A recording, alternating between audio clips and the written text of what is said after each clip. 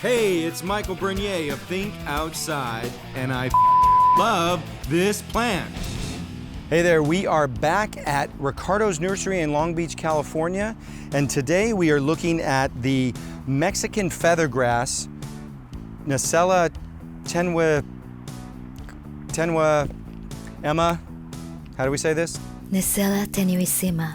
Nacella tenuissima, and I love this plant. There are so many things to love about this plant. First of all, it's drought tolerant, and it will grow just about anywhere. No maintenance grass, low maintenance.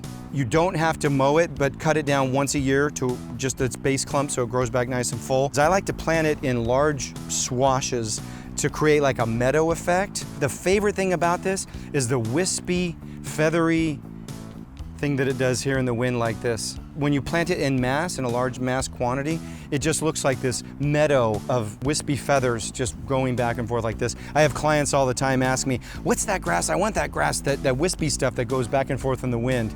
Mexican feathergrass. It's a beautiful plant. However, keep in mind this is considered invasive in California because it spreads pretty rapidly.